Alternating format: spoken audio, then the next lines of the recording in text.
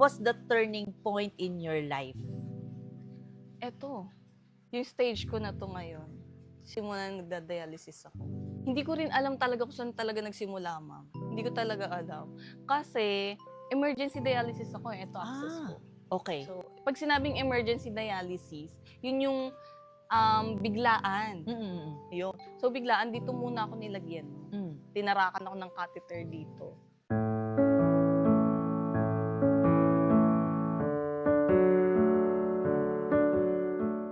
Hi everyone! Welcome back to She's Built From Within podcast.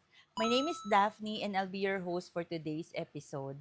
Yung kasama natin ngayon, di pa nag-uumpisa yung episode, medyo naiyak na ako kasi our guest is a dialysis warrior.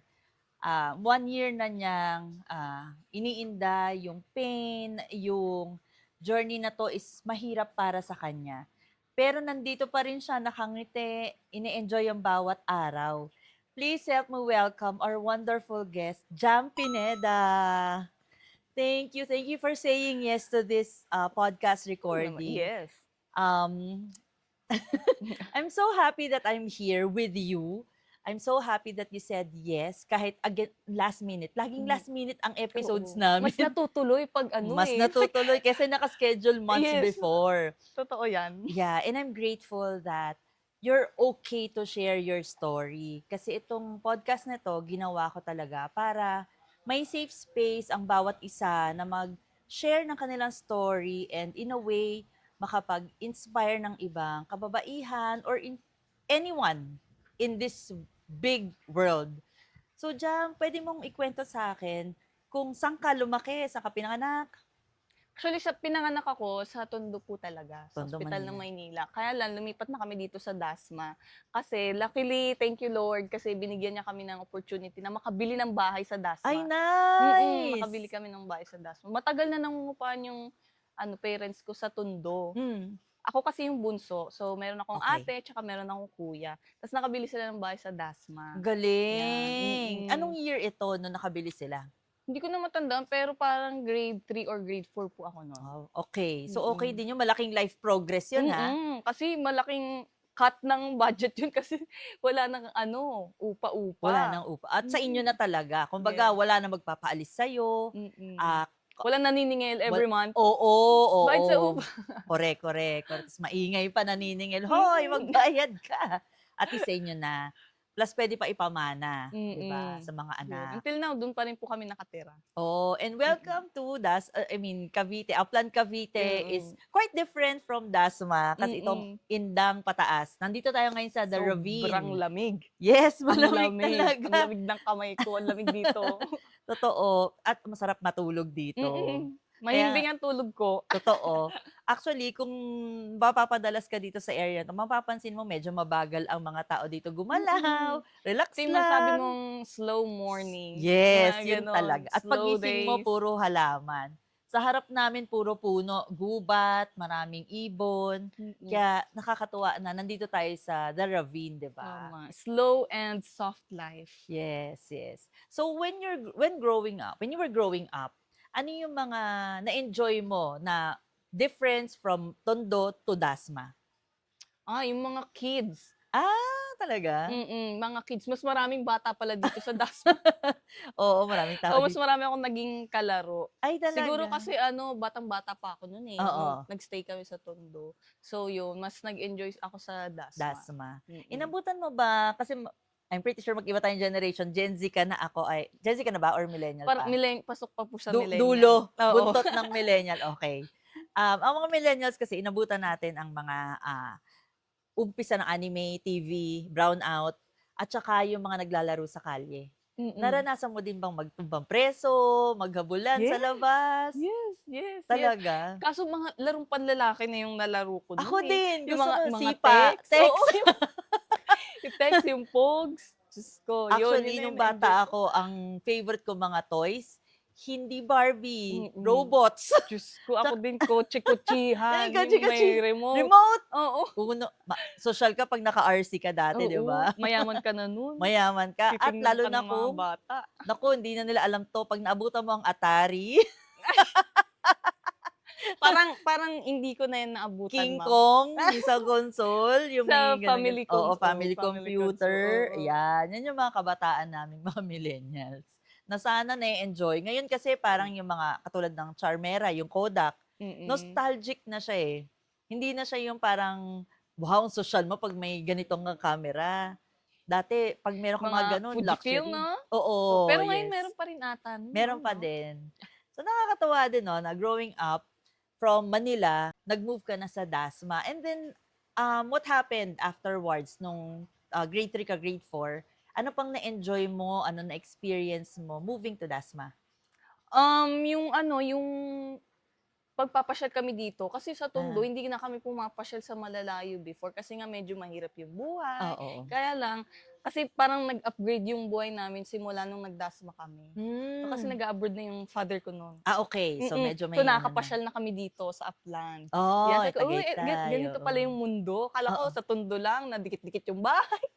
Yun pala merong mga bahay kubo pa. Oo, oo. Kasi hindi ko na naabutan yung mga bahay kubo, ma'am, eh. Sa Tondo Sa wala ng Tondo oo, gano'n. wala na nga, dikit-dikit Wala na, talaga. dikit-dikit na. So yun, may mga ganito pa pala tulad nito. Oo, may gubat 'Di dito, ba? may farmlands. Tama Mm, ka, hanggang ngayon may makikita ka pang mga kubo sa ibang lugar. mm. So, minsan ipapasyal ka rin namin do'n sa side namin ng, Talaga? Cavite, oo, sa Talaga? Alfonso. Do'n marami din. Dito Oo. naman ang Hinlang kilala sa dragon fruit, tapos yung mga resort, tapos yung mga gubat. Yung ibang parts, like Tagaytay, kilala sila sa bulalo, sa Taal Bulalo. View, at saka mga puntahan ng mga resort, hotel, ganyan. Tapos yung Alfonso naman kilala as wedding destination, Mm. kasi ang lalawak ng farm Mga doon. oo, events place 'no, Yes, gano'n. yes, yes. So now that we're talking about yung na-e-enjoy mo bilang, Caviteño ka na, shall I Mm. say, 'di ba? Um, what was the turning point in your life?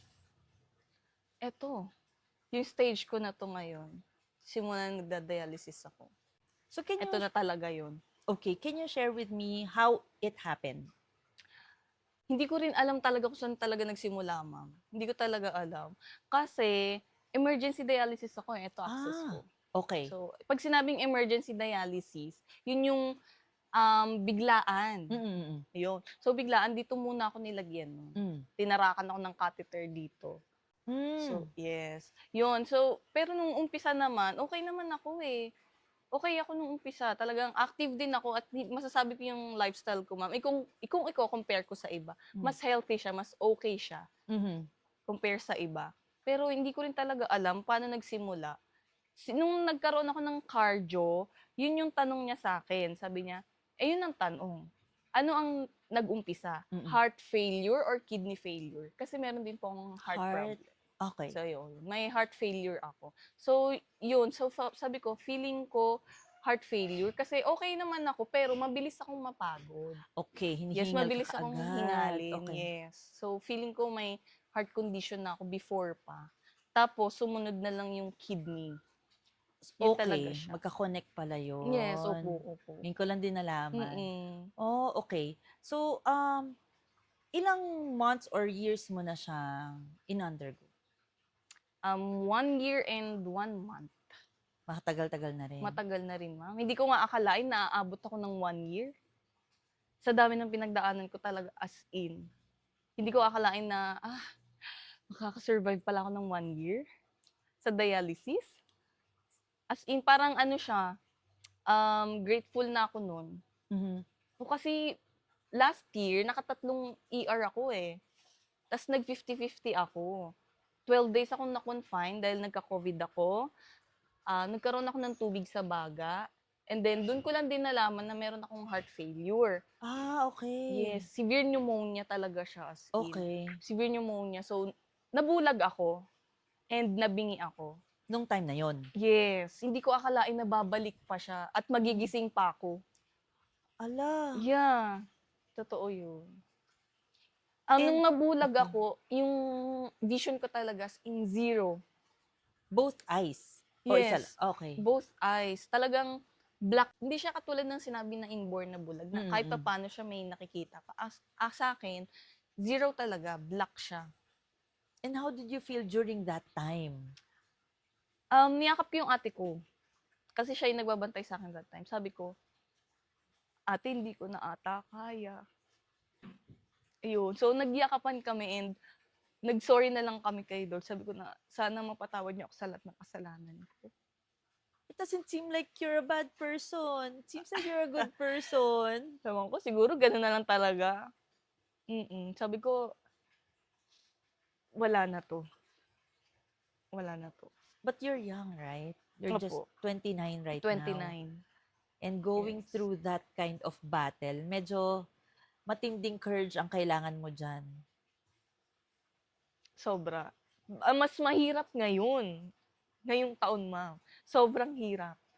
Why? Kasi may stage 3 ovarian cancer ang mother ko. No? Kasi kung ako lang may sakit, kaya ko pa. Pero 'pag family member mo na pala, ang hirap pala. 'Pag family member mo na, akala ko okey lang ako. Pero 'pag mother, lalo na 'pag mother mo, Mm. hindi ko kaya. Siyempre, iba Hindi talaga ko ang kaya. impact ng ina sa atin eh. Mm. Yan ang pillar ng ating Kasi buhay. sa buong buhay ko housewife lang siya, never siyang nag-work. So, Okay. buong buhay ko kasama ko ang mother ko. So, nararamdaman mo talaga rin yung pain niya. Ang hirap. In a way, nakaka-relate ako sa'yo kasi yung mama ko na diagnosed din before ng ovarian cancer. And then, nung time na yon, naikwento ko na rin to sa ibang episodes. Pero dun sa time na hindi ako pwedeng magstay sa bahay dahil ako yung breadwinner. Kailangan kong mag-travel para may hanap buhay. Tapos siya, nagki-chemotherapy, wala ako doon. Tapos, yung klase ng trabaho ko, nagro-roadshow. Meaning to say, parang may event kami, ako yung host. So, kailangan ko maging masaya during the event. Tapos, tumatakbo ako sa CR. Pagkatapos, iyak ako. Tapos, after kong umiyak, balik na ulit sa stage. Lalo Laban pa na sa'yo, ulit. laban na ulit. So, paano pa sa'yo na you have an ongoing dialysis and then your mother is sick. Tapos, kayo talaga yung magkasama all throughout the years. Totoo yan. Saan ka humuhugot ng lakas? Hindi ko na rin alam. Hindi ko na rin talaga alam. Parang kusa na lang na lumalaban pa yung katawan ko. Sabi, sige pa, kaya mo pa yan. Hanggat nandyan si mother, go, go, go. Kasi ayaw na rin mag-chemo ng mother ko. Ay, ayun, nahihirapan Gusto niya na din lang siya. mag-enjoy. Agree. Ayaw niya mag-chemo. Oo, mahirap Never talaga. pa siyang nag-undergo ng chemo. Okay. Ayaw niya na. Kasi kami pa rin yung iniisip niya after all. Sabi niya, Grabe. wag na. Kasi mapapagod lang kayo. Masasayang yung pera. Ganun pa rin naman ang ending. Diba kami pa rin? Grabe yung Pero diba mama ikaw mo. naman ngayon, ma? Grabe, iba talagang pagmamahal ng nanay, Oo, no? totoo po yan. Ibibigay lahat kahit i-sacrifice yung Oo, sarili. kahit maubos na siya. Kahit ubos na siya. Yes. Binigay na yung kamay, gusto pa buong braso. Totoo. Bibigay niya. And how does your partner and your siblings help you with this situation? Ako, feeling ko wala akong natutulong eh. Sa Ikaw? mother ko. Feeling ko wala akong natutulong sa mother ko. Siguro, moral support, go, go, go. Kaya mo yan. Yung ate ko kasi talaga yung tumutulong sa kanya. Sa lahat, sa pagsama sa mga ospital, financially. Kasi ako, minsan hindi ako nakakasama sa kanya sa ospital, mag-asikaso ng mga papers. Kasi syempre, may mga times na hindi okay yung pakiramdam ko. And I need to rest. So, Yeah. yun. Sinusure ko na lang na ma-feel niya na I'm here. Yes, importante din naman talaga yon. Hindi lahat ng oras pera naman ang hinahanap ng mga magulang natin eh. Yeah. Oras, pagmamahal, and alam nila na nandyan ka lang sa tabi nila. Diba? Oh, wow. Ang Grabe. bigat naman ng, parang mabigat yung episode na to. Okay lang yan kasi yun nga eh. Kaya natin ginawa itong podcast na to para may safe space na maikwento yung mga ganyang kwento katulad nung sa'yo. Kasi in a way or two, merong at least isang tao dyan na either sila din ganyan yung health situation o kaya may kapamilya na ganun din ang pinagdadaanan. Or kung may iba man, at least makakaintindi na ay hindi lang pala ito yung pinakamalaking challenge sa mundo. Meron din palang ibang tao na nag-undergo ng mas matinding challenge at kaya nilang ngumiti pa kahit papano at magkaroon ng kahit konting positive energy. Kahit napakadilim na nung kapaligiran. Pero buti, I commend you kasi when we met each other a while ago, you're smiling. Kahit nahirapan kang umakyat sa hagdanan, you have that aura na, I'm a positive person, I'm alive, I'm grateful. 'Di ba? Kasi every gising is a blessing nga, 'di ba? So, True. happy na ako doon na, ay, gising pa pala ako, Yes. 'di ba? Kasi yung iba diyan healthy, pero hindi na nagigising, 'di ba? Hindi na nagigising. So, I'm still blessed and I'm grateful. Oh, wow. I Yes, love I'm that grateful for that. energy. And I learned from you to be grateful every day. Totoo naman Mm. yan. Ngayon nga, may practice ako na ginagawa. Tinuro sa akin to ng friend ko, si Jerry Ejeda, aka Tashong Panort sa TikTok. Meron siyang tinatawag na 369 method, wherein sinusulat every day kung anong grateful ka. Mm.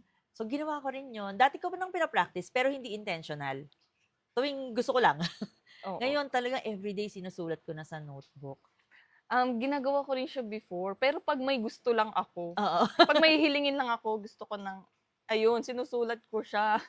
Pero ngayon parang na-stop ko siya kasi hindi na ako makapag-focus nga sa mga bagay-bagay, eh. Ang hirap mag-focus. Yun yung nawala rin sa'kin ngayon, Hmm. yung focus. Ang hirap Okay. kasi ang dami iniisip. Hindi lang kasi kami ng mother ko yung may sakit, eh. Ay, hindi lang kayo. Yung Sino brother ko din. anong sakit ng brother mo? Last year, December, naaksidente siya. Car accident or Opo, okay. galing sa Christmas party. So, nadurog yung bituka niya. Nakalabas yung Hmm. bituka niya ngayon. Tapos, bali yung kamay niya. So, yun, ang hirap kumilos kasi yung panganay namin, may sarili na siyang family and Mm. nakabukod siya. Mm. Ang nag-aasikaso lang sa amin is yung father ko na senior citizen. Okay. Siya lang mag-isa. 'Di ba? Gosh. Parang sobrang bigat talaga. Grabe yung challenge na 'to sa buhay namin. But still, naniniwala pa rin kami na kaya namin kasi hindi naman ibibigay 'tong challenge sa family namin kung hindi namin kaya. Totoo 'yan, I agree. Yes, acceptance is the key. Yes. Acceptance is the key kaya nagpapatuloy pa rin kami hanggang ngayon, Mm. 'di ba? Kahit ang dami-dami ng pagsubok sa buhay, talagang sagad-sagaran na yung parang sinakluban ng langit at lupa nga sabi nila. But still, naniniwala pa rin kami na malalampasan namin lahat 'to. Kaya smile pa rin. Kasi acceptance is the key, natanggap na namin. Natanggap na namin. Ganda ng sinabi mo, yung acceptance. Kasi, I'm pretty sure meron diyan nag-undergo ng mga challenges ta's feeling nila tama na. Mm. Either maggi-give up na sila or igi-give up nila yung life nila. But you always look for the positive in every single day that you live. Mm.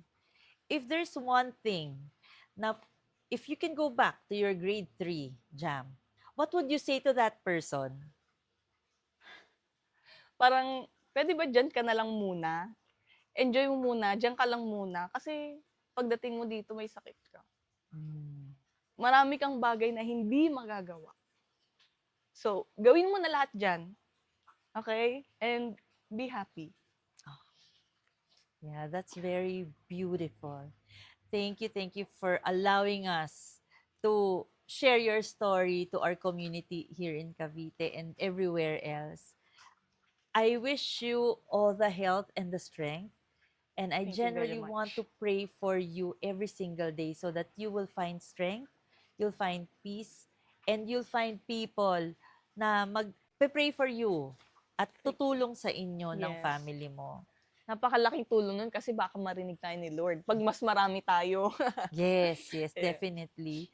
So if Sige. people want to follow you, saan kanila pwedeng ma-reach out?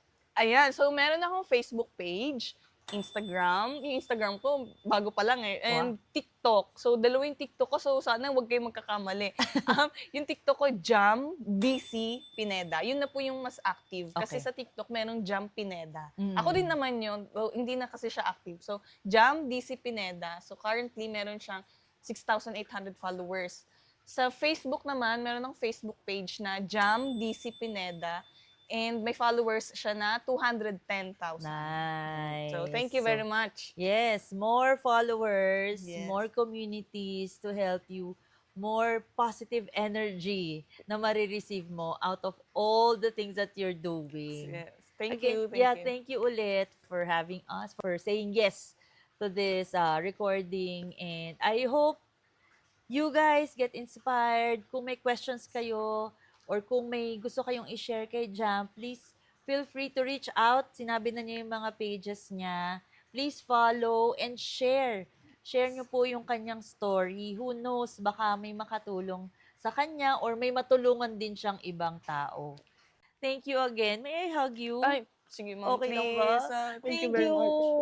Thank you. Thank you, ha? Thank you, ma'am.